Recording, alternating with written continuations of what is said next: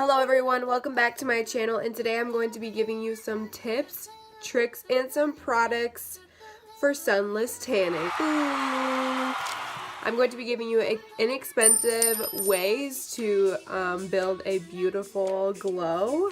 So stay tuned if you want to learn how to achieve a beautiful sunless tan, and remember to like, comment, and subscribe to my channel. Let's get into it. Okay, I have two main products, and I have products that will help you with the process of tanning too. Okay, so the two products I have with me today are the Jergens Wet Skin Natural Glow Moisturizer and the St. Moritz Self Tanning Mousse in the color dark. This is a medium to tan also. I'm going to be talking about the Wet Skin Moisturizer first. Okay, so overall I think this is a very good product, especially for beginners because it's so easy to use. I think their normal natural glow is also a really good product. It's pretty similar to this. Like, it's pretty much the same thing except there's different ways to use it. This obviously you use it in a different way, which I will explain later. So on this one, it's very easy to use. The color builds fast, and you can get this at Target, maybe Walmart. I haven't seen it there, but I found this at Target and Ulta. You could probably find it at a Walgreens too. I think it's about $10. I would say this is pretty good price for what you get.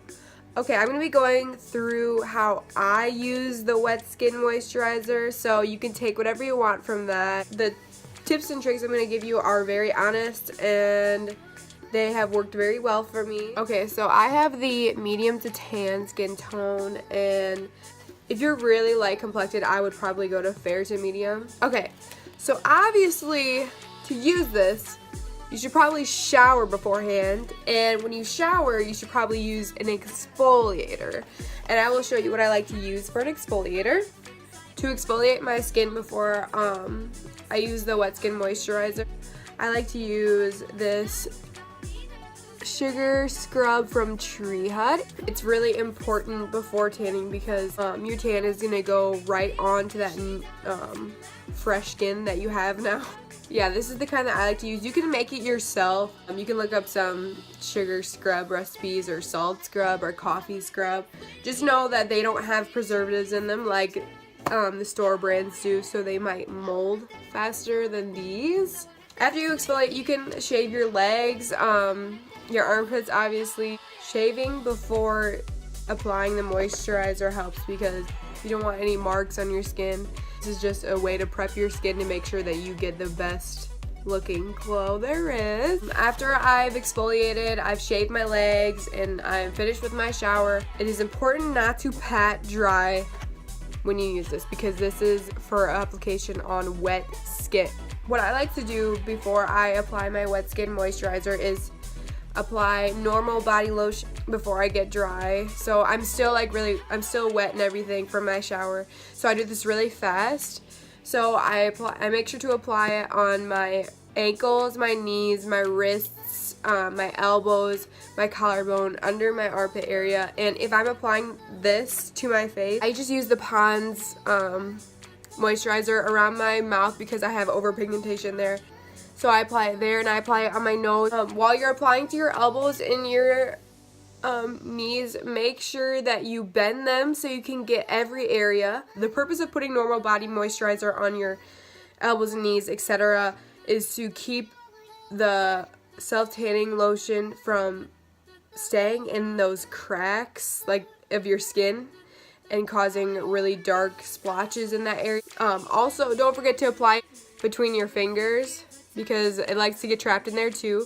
So really moisturize your hands in there too, and your toes. Yeah, after that is all done, then I go ahead and make sure my body is still somewhat wet because you don't want to go in and apply this to dry skin because it's the Wet Skin Moisturizer, girl. So then I go ahead and apply all over my body, on my face. Sometimes this can cause breakouts if you apply to your face. I know that the normal Natural Glow Moisturizer has a particular moisturizer for your face. I don't know about the wet skin though. After you apply this everywhere you want to, make sure to pat yourself dry. I normally keep my hair up while I put my loose clothing on because I don't want my wet hair to get involved with the tanning lotion on my back and mess it up, kind of make it look splotchy. So I just wait until I get all my loose clothing on, and then I can take my hair down. But I would wait at least 6 to 8 hours before you get any water on yourself. I mean, obviously you can wash your hands and everything, but normally fake hands smell like really like bad chemicals. There's just, you know, that smell. You know what I'm talking about. I just like to rinse myself off and then apply more body lotion or like scented body lotion so it can kind of mask the odor. And make sure you wash the palm side of your hands after you apply your lotion, because girl, you do not want that palm of your hand looking so orange. I noticed after the first use that my skin was noticeably darker, but if you consistently use this, your skin will obviously build more of a tan. It kind of rubs off in the shower very easily. Like if you were to use this one day and then the next day you showered, you might start to see your tan fade a little bit, especially on your hands and your face. Usually I use this every other time in the shower. Okay, enough of you, Jergens. Next up, we have the St. Moritz self-tanning mousse. Self-tanning mousse. This is my favorite product of all time. Well, let me tell you.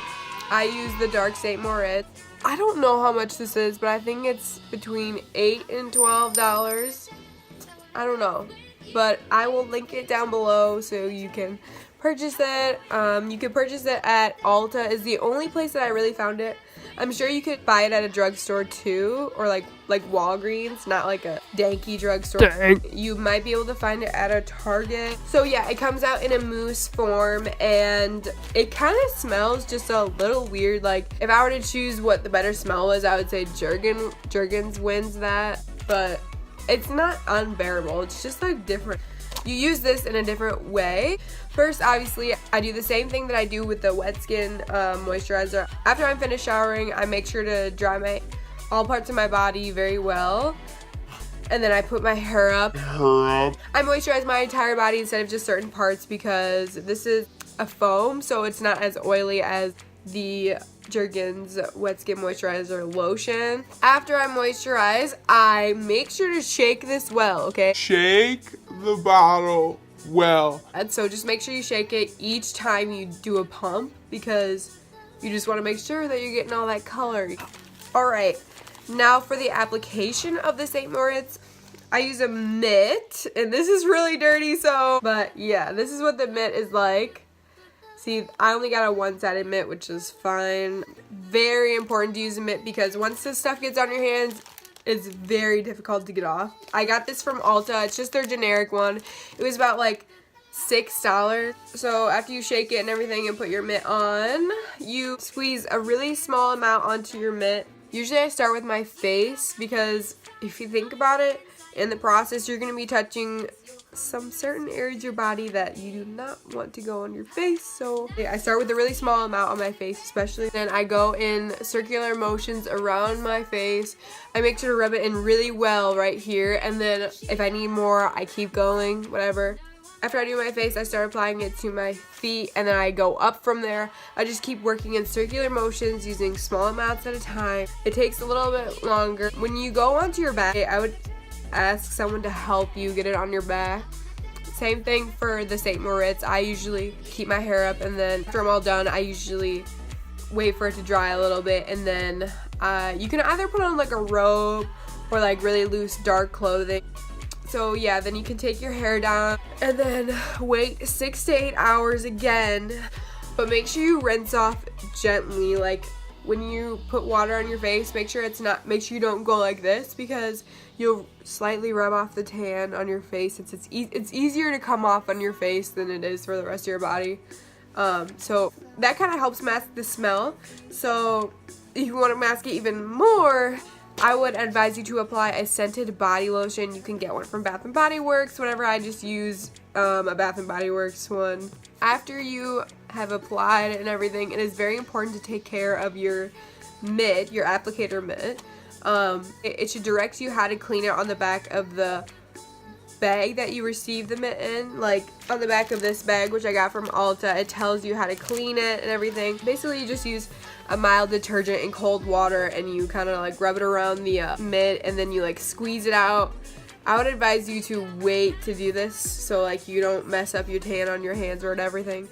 But yeah, and that's how I use the St. Moritz. My overall tips are to make sure that you really exfoliate, especially the areas that the self-tanner tends to collect, and to avoid the scent, just make sure you wait long enough time to rinse off and maybe apply some scented body lotion. Make sure you don't use too much self-tanner of both kinds in any areas, because you don't want to have like an over-pigmentation of self-tanner. If you find yourself messing up, there are ways to fix it. Don't worry, girl or boy. If it's a smaller mistake, all you gotta do is mix baking soda and water in a little container and then apply it to the mistake area. Say I like made a mistake on my like hand or something, apply it to the area, kind of scrub the area and let it sit for about 5 minutes, and then maybe rinse it off with some cool water.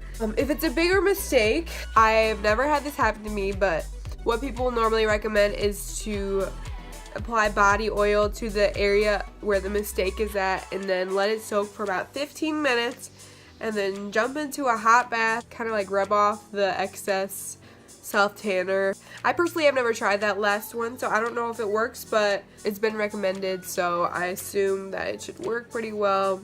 Otherwise, just exfoliate, maybe cover up that area maybe with some makeup. Overall, I would say these are the best inexpensive products for sunless tanning. There are obviously better options out there. Like, I know there's a different mousse that a lot of people like to use that's a bit more expensive. It's about 40 bucks. Frick, what is it called? This is kind of a dupe to it. I don't remember what it's called. I'll link it in the description box too, so you kind of know what to compare it to. But obviously, if you don't have that money, then this is a really good dupe for it. This isn't really a dupe, it's just a drugstore brand, but obviously there could be better high-end brands out there that could work better, but I'm just saying that this is the inexpensive way to sunless tan. But yeah, so those are my overall tips and tricks and products to use while you're sunless tanning, getting your beautiful glow on. If you like this video, please like, comment, and subscribe to my channel. And yeah, that concludes my video of sunless tanning. See you later, glowy girl. The frick am I?